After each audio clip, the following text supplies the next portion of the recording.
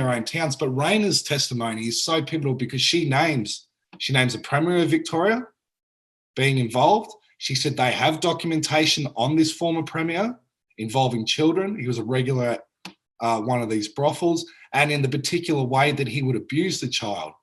Because, and a lot of this is the reason they do this is sometimes when the child eventually goes to report the story, it seems so ridiculous because of the way that the abuse happened that it seems it never happened. And this would, Ted Heath used to do this too when he was abusing children on the Morning Cloud, his yacht.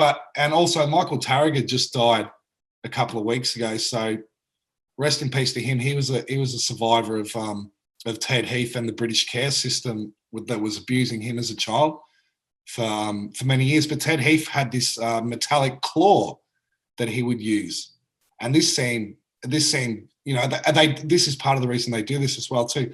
Ted Heath's also been involved. They talked about how he would hang children on meat hooks. But in Rayna's testimony, she also goes into the Mornington Peninsula pedophile ring involving a childcare centre there, in which the kids were being bussed out, and some of these children were being abused on police-owned property involving Victoria Police. So, and look, this is not, I'm not saying all the Vic police are like this though, but there's two police that operate. There is the normal police operating, and there is a secret police. They operate within the same system.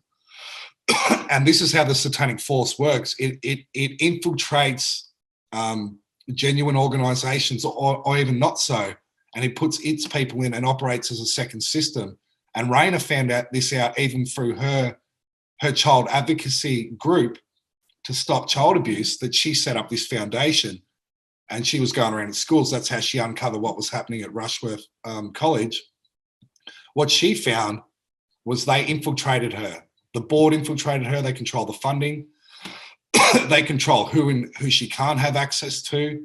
And only because she was so steadfast and such a smart woman, she was able to uncover what they were doing behind the scenes. But this involved a Channel 10 board member, in which it's been suggested too that Channel 10 was had this archive of child porn on their servers.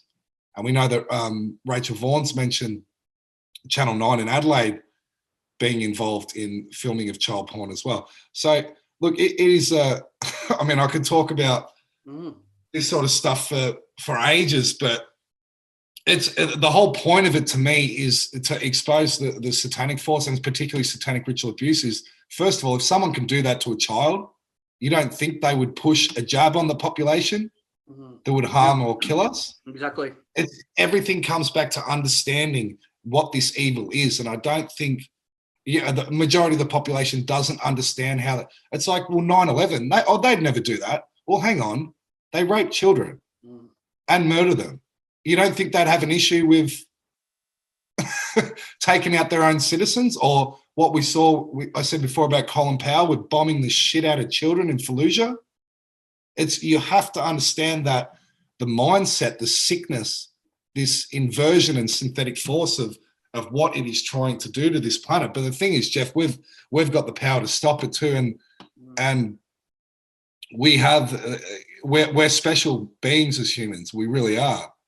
And this is what the satanic reason why it has to infiltrate is because we have to create its reality that it wants, because it doesn't have that creativity. We have that creativity. So literally all we need to do is have the knowledge and then step away from their system and don't cooperate with it, because then we don't build their world.